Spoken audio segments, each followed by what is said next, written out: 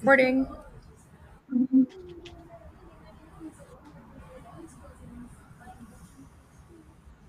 All right. Are you ready? I'm ready. Okay, perfect.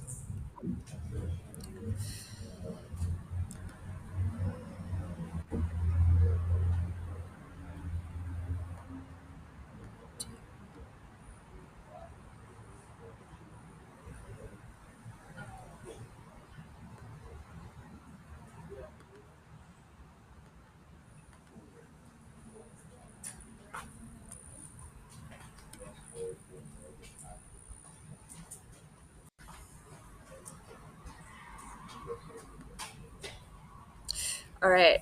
Welcome, everyone, to the Alkalign Lifestyle Podcast, where we delve into the essence of living a bioelectric life through mind, body, and spirit alignment. Join us as we explore the transformative power of a plant based diet, cellular cleansing, chakra alignment, meditation, and intentional living. Discover how raising the vibration of your cells can lead to infinite health and well being. Our episodes cover from topics ranging from nutrition and mental health to stress management and healthy movement in relationships.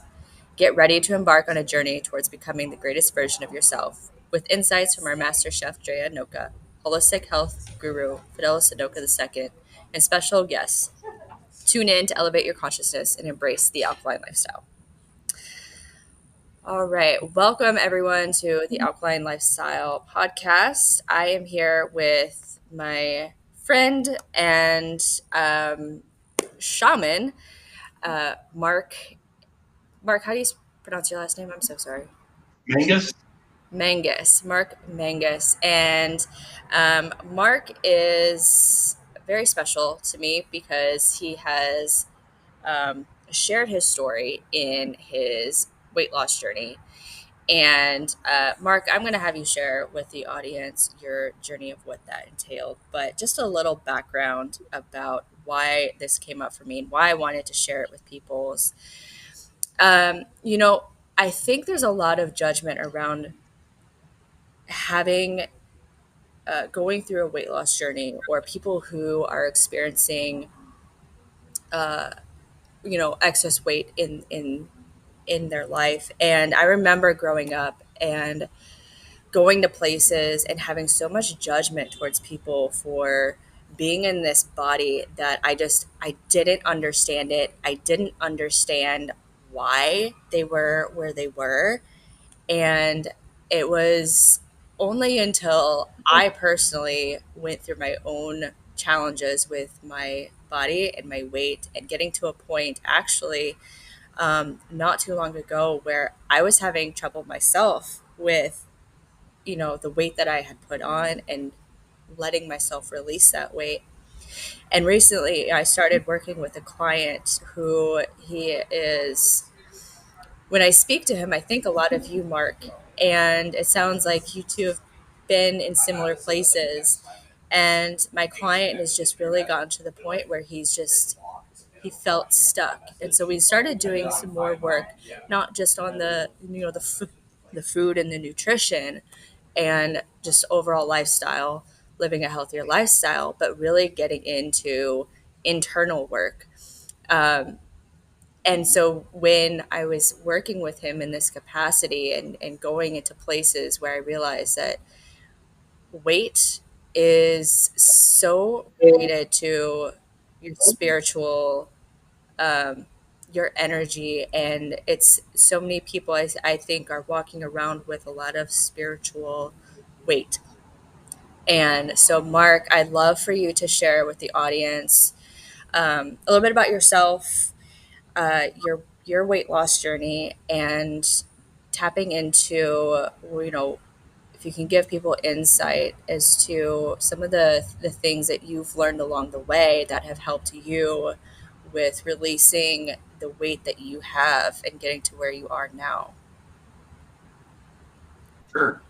Thank you for having me, first of all, and hello, everyone. Yeah, a lot of the themes that you just mentioned with your client and your own journey definitely resonate with me.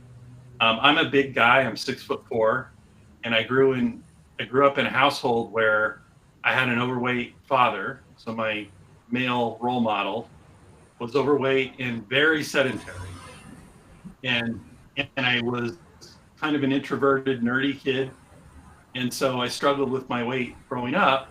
But then when I got into my 20s, I got really into fitness and exercise, and not so much the eating part that didn't really kick in until later. But I learned that if I worked really hard in the gym, that I could, I could at least have some semblance of fitness. But it kind of also started my journey with not being accepting or loving or kind to myself. Was more like an oppositional relationship. Like I must do this to achieve this outcome, right? Whether it was aerobics or weight training or whatever, a lot of suffering involved, right? And the mindset was suffering. Mm-hmm. It's like I'm doing this to myself, not for myself. And that kind of mindset continued until my adulthood. Fast forward until 2011 when I was in a pretty gnarly car accident, and they had to extract me with the jaws of life.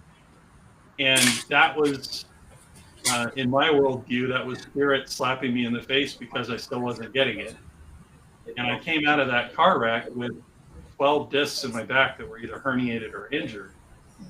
And so from that point on, for several years, I was in constant debilitating chronic pain and very immobile. And so with me, the way I was working at that time was, okay, you're not going to move and you're going to eat your feelings. You're going to get really overweight. And that's exactly what happened. And so I got to be over 400 pounds at my peak.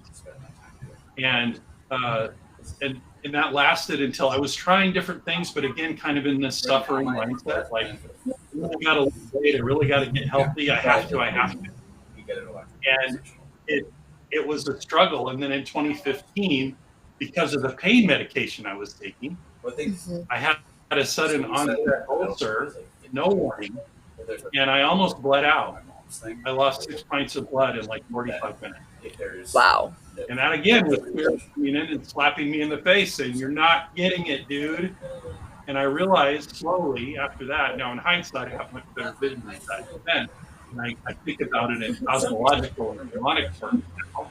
But I look back and I say, oh yeah, it was basically telling me you're still treating your body as a consumable resource. And it's not. You only get one. So what are you going to do about it, buddy? Right? And so that's when I really started on this path that I'm on now. It took a while. I started with this program called Wild Fit, which was about a more indigenous way of eating, more plant forward, more conscious of source. Where's the food coming from, and how is it brought to my mouth before it got to me? And it was like this amazing series of revelations that I had that eventually led me to what happened last year, 2023, where I had a sudden and miraculous healing from my pain. It was literally like a light switch turned off and my pain was gone. And it was through some energy work with a master shaman, Stephen Farmer, he's in his 80s. He's been doing it for like 40 years. And I know now that, yes, it was a miracle, and I was ready to let it go. Because I had started to look at pain, and this also applies to the weight. I started to look at it as an expression of my body and spirit trying to tell me something, trying to give me a message. Especially pain. I think of pain now as an archetype. And pain, the lesson, pain that they're giving you, right? Yeah. So once you get it, you don't need it anymore. You can walk away from it. The same with your weight. Once you don't need to be overweight anymore, you won't be. But it's all about getting the message, understanding the message. What is it trying to do? It's an expression. Your body has only certain ways that it can communicate. Pain is one. Being overweight is one. some of the inner workings of your brain, like being depressed. That's all, not all, but it's a biochemical expression of what your body is trying to do. But we don't tend to look at it that way. We tend to be very compartmentalized. I have a problem. I need to find a solution. And that thinking is reinforced by society and big pharma and the medical establishment. And people just go for years struggling to try to correct a problem. And then when they get that under control in their mind, they move on to the next problem. Guess what, folks? They're all related. Yeah, You aren't have to they? look at this holistically. Yes, absolutely. So that's a little bit about my journey and kind of my healing of myself led me into this shamanic path with Andean cosmology. And at some point I realized that I could use what I learned to help others heal. And it lit a fire in me of this. Now I have this passionate drive to do that. Use what I learned to help. Not everybody's the same, but I fully believe that this way of thinking, mind, body, spirit transformation, is the approach. And everybody's just expressing their pain and their blockages and their barriers to health differently, because everybody has their own path.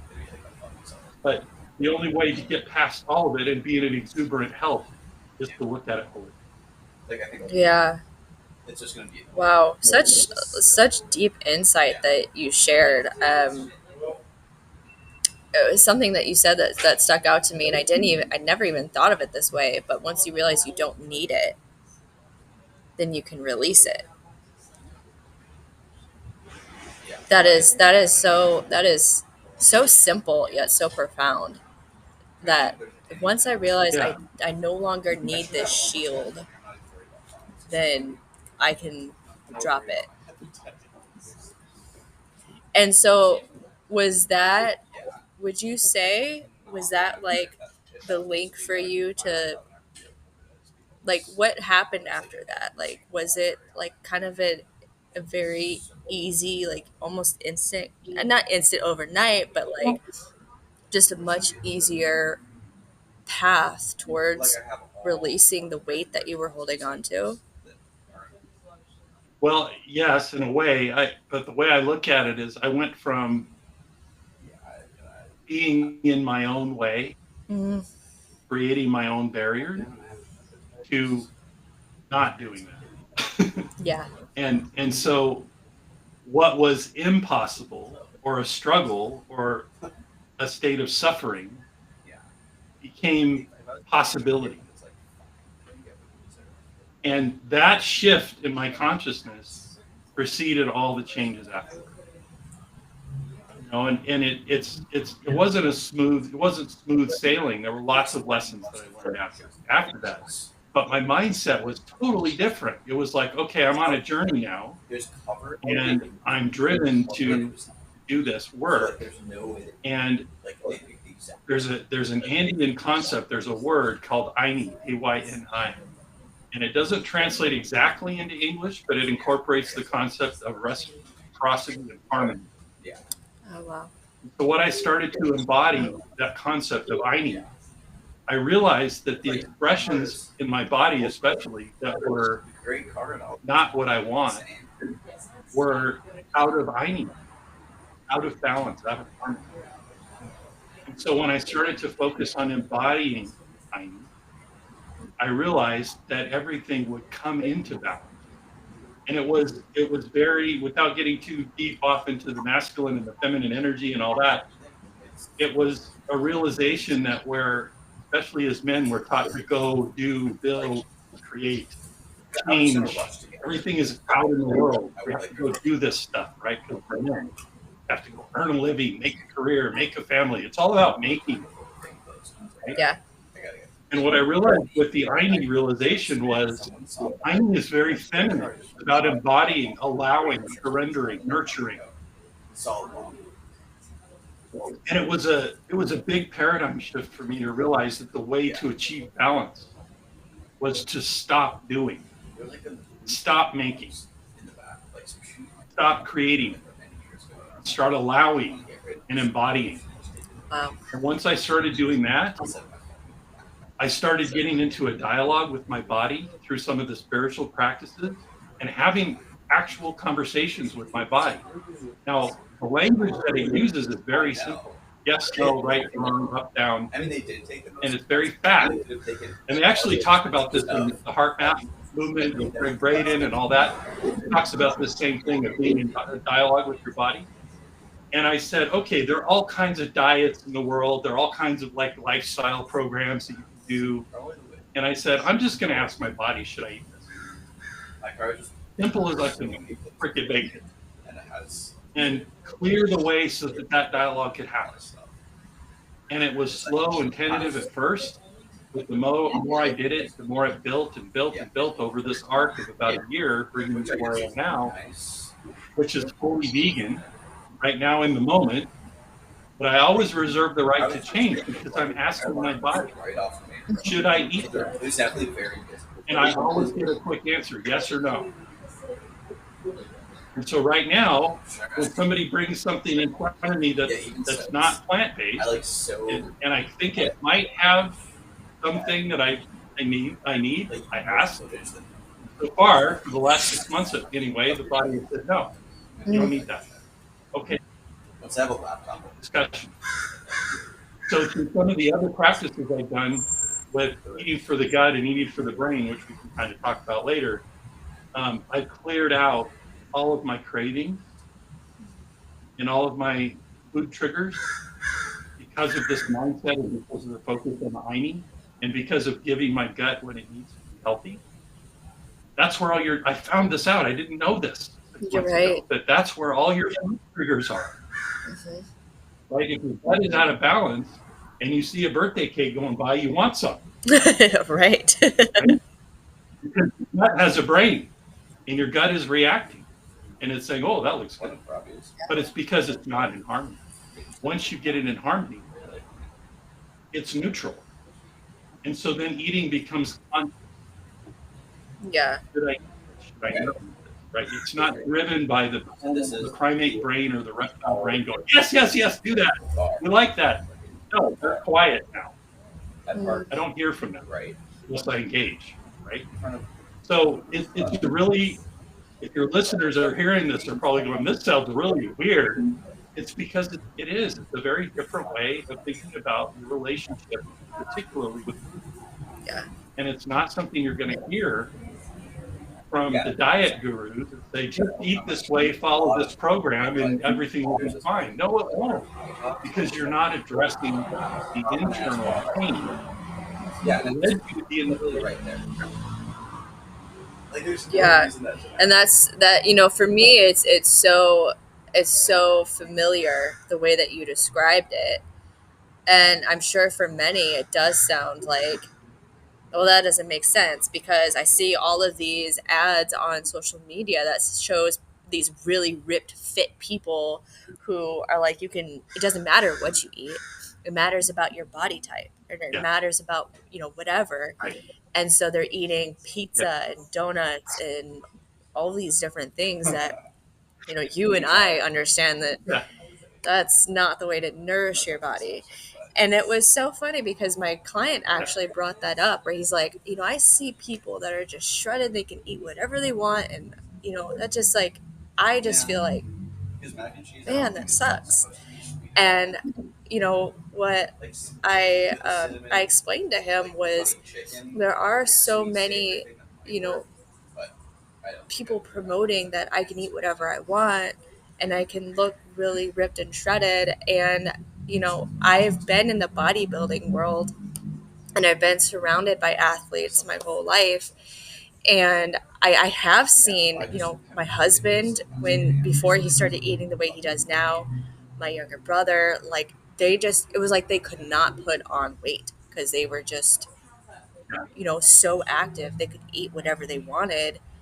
And then, then there's me that's like, I can't do that. I'll instantly gain weight. And it was frustrating. But what I realized and what I explained to my client is that, yes, there are people that can get away with that from like a metabolic standpoint, but are they truly nourishing their bodies? No, and that will catch up with you at some point. Some Yeah. people just are able to prolong it longer than others, and Yeah. so it is really important for people to be aware that everybody's in a different place.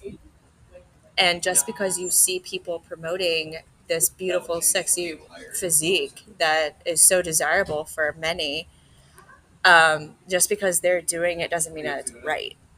There are, That's right.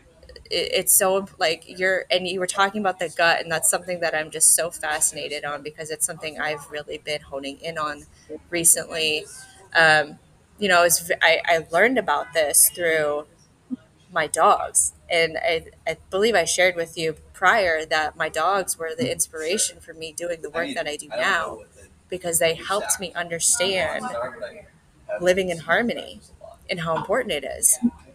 And how important gut health is. And you can tell what's going on in the body just by your stools. So Yeah. the poop topic is very, very popular in my family dynamic, and even when I'm working with clients, and it's really important that you know Yeah. people are grow more comfortable with that kind of conversation because it's just like when you have blood drawn, it tells you some type of information. And the gut health is so important because it does drive your diet. It does drive your choices, not just with food, but also what you're in resonance with as far as, you know, the people that you hang out with, the places that you go, the music you're attracted to, all of these different things. Mhm. And I really, really realized how much intelligence is living inside of us, and it's Yeah. dictating what we do. Absolutely. And in fact, one of the things I discovered through my healing journey and also my research and training is that we actually have 5 brains. Now, most people think if they have any education at all, they have 3 brains in their head. Most people know that. You have the lower brain, the midbrain, and the higher brain. And what you eat affects which part of your brain you feed. So if you're eating a bunch of stuff that turns to sugar in your gut all the time, whether it's refined sugar or not, you're feeding your primary brain. What does it know how to do? Fight, flight, or fornicate. That's all it knows. Mm-hmm. But if you're eating things that are healthy, bioavailable fat, like plant fat, Mm-hmm. you're feeding your neocortex, which is what they call the God brain. That's where your higher reasoning is, but it's also where you have elevated spiritual experiences. So, which diet, just broadly, would you think promotes health, happiness, and harmony? Eating a bunch of stuff that turns into sugar or not? It's really simple. It's not a complicated formula, right? Right. So does that mean that I can't eat anything that turns into sugar in my gut? No, it doesn't. But it's about harmonizing that, Yeah. right? So it's like, are you doing that most of the time? Do you reach for the French fries every time? Or maybe one out of 10 times, maybe you'll have some French fries, right? It's that kind of thinking. It's like, what am I nourishing and how am I establishing harmony in my life? The reflection of that. But getting back to the 5 brains, the other 2 brains, and this is, you can look up the science on this. There are brain cells in your gut and there are brain cells in your heart. Yes. So your gut is actually, not only does it have a neural network connected to your heart and your head brain, but it's a colony. There are like trillions of cells in your gut. So people that walk around thinking that we live in this clockwork, mechanistic universe where everything follows cause and effect and the scientific method are missing out on the fact that they think of themselves as an individual. Mm-hmm. And they miss out on the fact that human being is actually a colony. It's a So true. colony of symbiotic creatures, right? And if all you're thinking about is the you that's walking around interacting with world, you're missing out on the fact that there's this whole colony of creatures that are trying to make you exuberantly healthy, and you're getting in the way with your choices. So start thinking differently. I'm the caretaker of this colony, and I want the colony to be healthy. And what do I need to do to make that happen? Well, stop thinking about your mouth and your triggers, and start thinking about your gut and your brain. How am I feeding my brain? Because that's going to affect my consciousness, which is going to affect my choices. And then my gut, I mean, from being in the athletic world, nothing determines what nutrients that you are able to extract from food more than what's going on in your gut. Right? So if your gut's not healthy or out of balance, it almost doesn't matter what you eat, because you're only going to be getting a tiny fraction of that nutrition. Right? And that's one thing I really learned was once I balanced my gut, everybody says, well, you eat vegan, are you going to get enough protein? That's the common thing, right? And I'm like, well, think about it this way. If I was a carnivore and I wasn't eating healthy, I would only be getting a tiny fraction of the protein from the meat anyway. Right. But if my gut is in balance and I'm in harmony and I'm eating seeds and nuts and bioavailable plant fat, guess what? I'm getting a much more of 100% of that than the other guy would who's the carnivore. Right. So it's all relative. We treat it like it's not. We treat it like there are these absolutes. You must have this X grams of protein a day, X grams of fat a day. You've seen all the charts, right? Yeah. I actually went to a weight loss clinic like a year ago and got a complete workup. And they gave me all the charts, little worksheets and charts and stuff. And I looked at it and went, I'm not eating that way. That's insane. Because of my size, right? They were telling me, oh, you have to have 150 grams of protein a day. And I'm like, no, I'm not going to do that. Yeah. But the science can be really useful. And I get my levels checked every 3 months now because this is something I do as a coach with people. I want to have the data of what eating like this looks like scientifically. So in addition to losing 120 pounds and reversing all of the other things that were wrong with me, like pre-diabetic, A1C levels out of whack, unmeasurable vitamin D almost unmeasurable. Now I'm exuberantly healthy according to everything's dead center level normal in all my labs. And I'm losing as much weight as I need to. Some weeks it's nothing. Some weeks I'll lose 5 pounds. Some weeks I'll gain a pound. And guess what? I don't care. At the end of the day, because that's not the point. The point is being in balance. Yeah. That's what my body's doing to try to get there. Yeah. Gosh, you said some things that really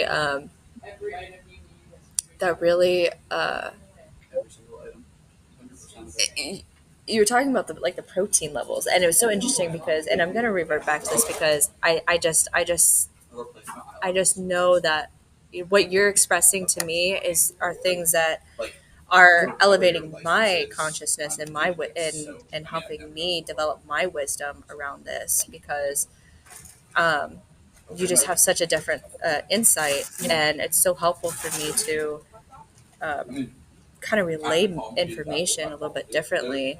But you were talking about the protein, and so my client's like, yeah, my trainer is like, I need to eat 33 grams of protein before I go work out, and I figured that 4 eggs equals 33 grams of protein exactly. And I was like, I'm just not in alignment with that. And here's why. And it was really like, because his trainer's talking about, I need to start burning fat and not the muscle. And I'm like, well, yeah. I understand that in the fitness industry they are taught a certain way to teach people about nutrition, but I think that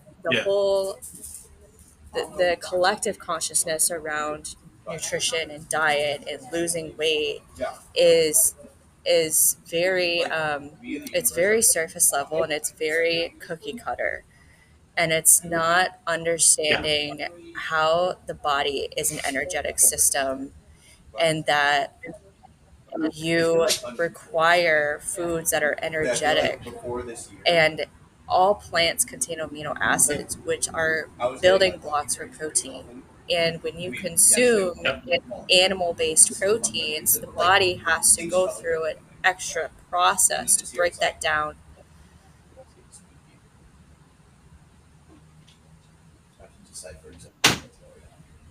No worries. I just had my dog was whining, so I didn't want the microphone to pick it up.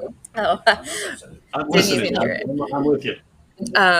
So the body has to go through an extra step to break down animal proteins into amino acids, which then get converted into protein that the Right. human body can actually, utilize.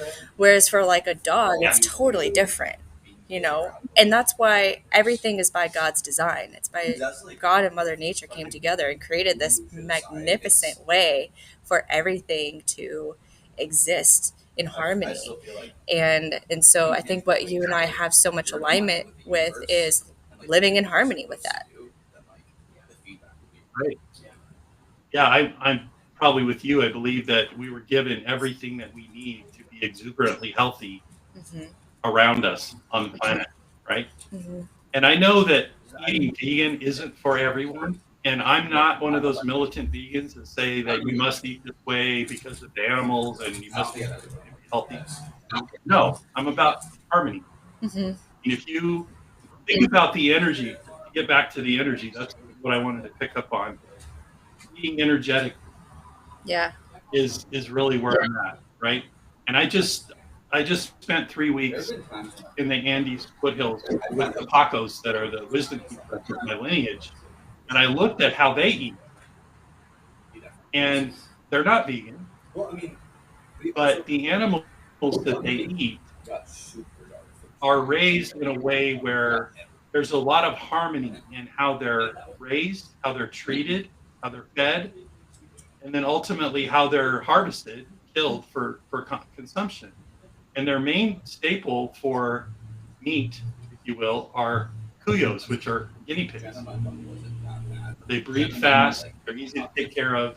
They thrive in 12,000 foot elevation. There's lots of reasons. You'll see cows and pigs, but like one or two here and there. There's no industrial farming. Mm-hmm. And the cows and pigs are more like, family, part of the family more than anything. But I also saw that when they eat meat, it's maybe once, maybe twice a week. Mm-hmm. And it's very intentional. Usually ceremonial, like they'll have big family ceremonial meal on the weekend or something like that. But the rest of the week, they're eating plant. They're eating sprouted grains that they grow themselves.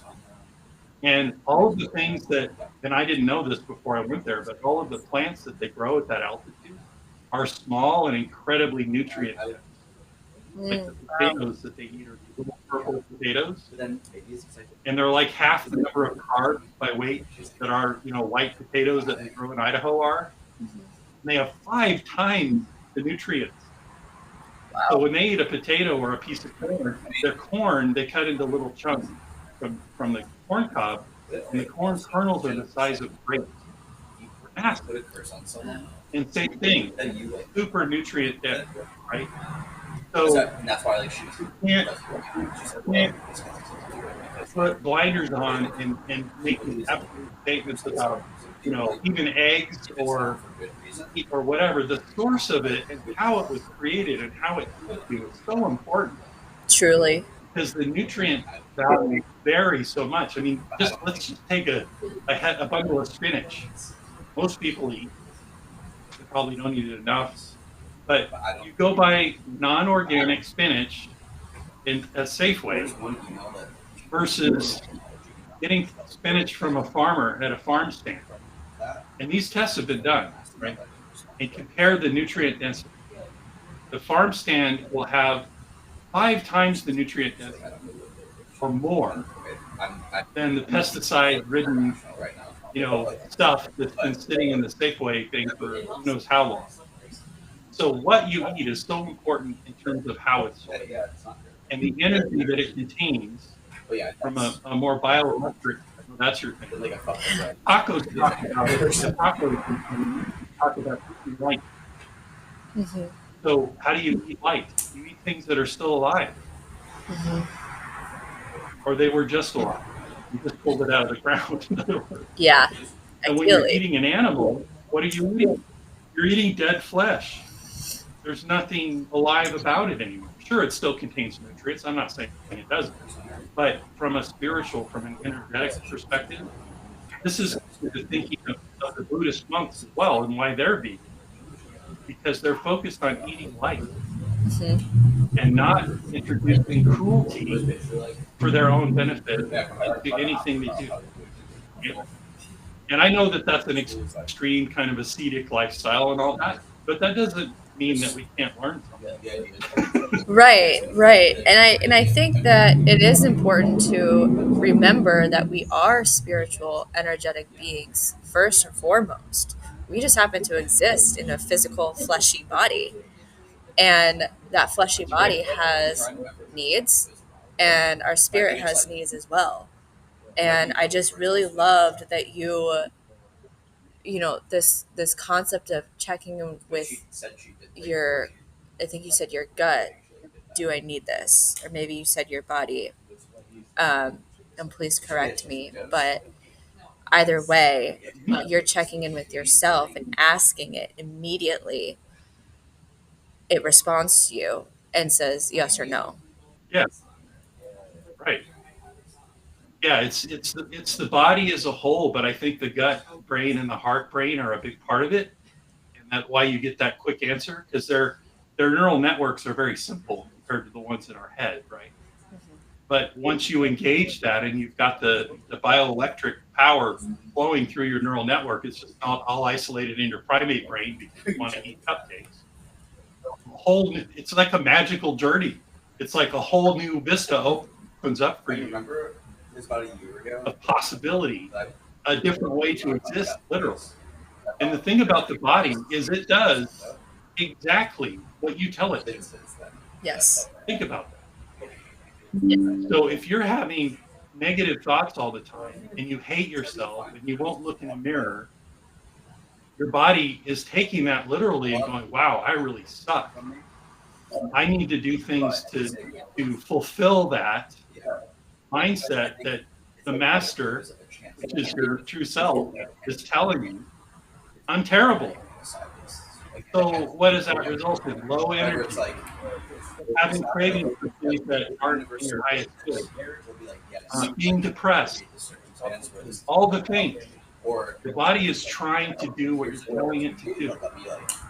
So if you change the dialogue over time through different techniques, and this is something I work with my coaching clients on, you can start to change your responses to those thoughts from spiraling downward and getting worse to creating space and responding differently so that you start to change the dialogue. And when you do that, man, everything's possible.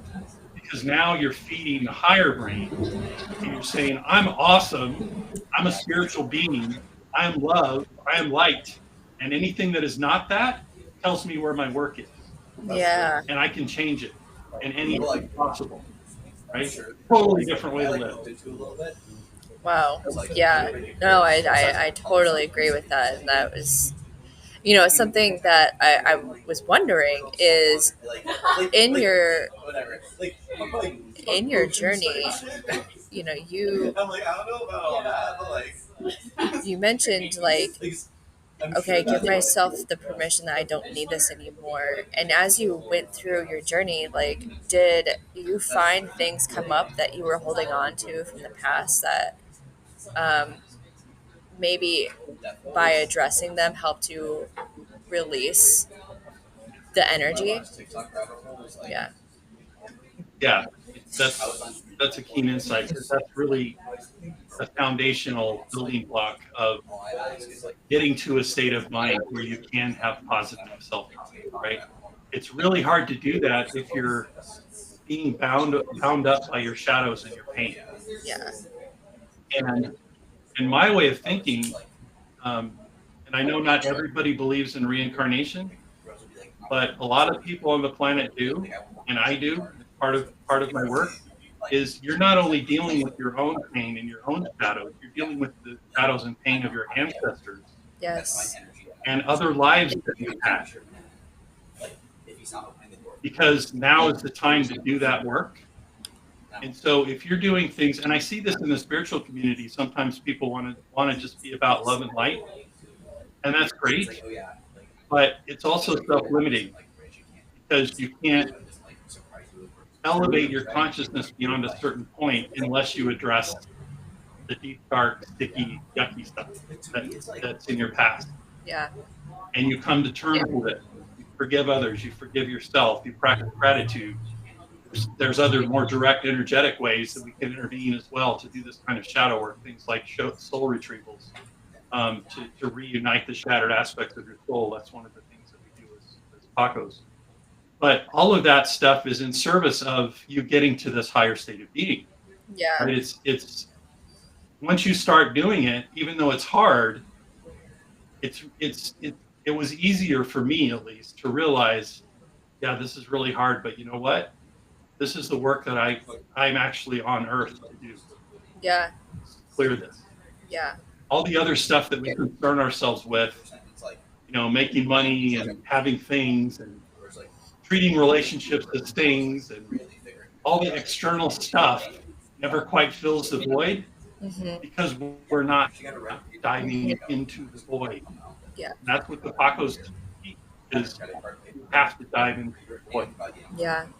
And we teach the state of courage and fearlessness that's embodied by the jaguar. The jaguar has no enemies. It's at the top of the food chain. Mm. I get that. Right? And it has no fear. And it walks through the deepest, darkest shadows in the jungle with you. And so when we embody jaguar, we face our own shadow with fearlessness. Wow. And the shaman acts as a guide. We're not going to do the work for you. But the way I look at it is we can hold up a lantern and say, why don't you look over there? and maybe give you some insights in where to do your work or maybe how to do it. But your work is your work. Yeah. Yeah. Mark, you shared so many beautiful insights that have really helped me a lot with my awareness and my understanding about, the body in and of itself in relation to spirit and in relation to food and in relation to, even more specifically, like the weight loss aspect that a lot of people, I think, are really, really, wanting to, I think at their core, wanting to be able to experience. And I hate that my computer is going to die because I want to keep going, but I would love to have you share just very briefly, how people can work with you. And I'm going to drop a link below in the description, but if you can just give insight into how people can find you and work with you. And I would love to have you on for another episode and dive a little bit deeper. But if you can share that, and we can get that captured while we're recording. Yeah, I'll be on anytime. I really love the fact that you're out there on the food side of it, which I feel like I'm a newbie and I'm just learning because everything I'm eating now is totally different than it ever has been in my whole life. So I'm like learning how to make it interesting and learning how to get the most nutrition out of it. And you're out there doing that. So I love that. But in terms of working with me, you're going to put a link to what I usually start with is a brief discovery session with clients and just a one-on-one discussion to see where they're at and what they need. And if what I have to offer is a match, then, we'll make a plan to move forward and what that looks like. So I do individual one-on-one type coaching, as well as I have a 3-month program that I take people for that's designed to, a lot of the stuff that I talked about here very quickly. I know it was a lot of information. but I take them through the whole thing, body, mind, spirit transformation over the 10 months, and give them a lot of the tools. And my whole goal is self-empowerment. I want you to be your own guru. I don't want you to have to come to me, have me fix something. Because guess what? It's not going to happen. That's not the nature of my work. My work is to help you become your own guru. So that's the focus of it. You're going to have the link to booking time with me. I also have a private Facebook group that you can join, which you'll have the link for as well. And you can come in, and that's just a supportive group of people that share ideas, and that's also where all my own live streams are and things like that. So I'm pretty easy to get a hold of. Amazing. Amazing. Well, I so appreciate you sharing your insights, and we'll have the links dropped below in the description so people can check you out. And for those who feel called to connect with Marc and the work that he's doing in their own health and wellness journey, please, like, I do highly encourage you to connect with Marc. He's so fascinating and insightful and teaches me so much. So if you do feel called, the links are dropped below.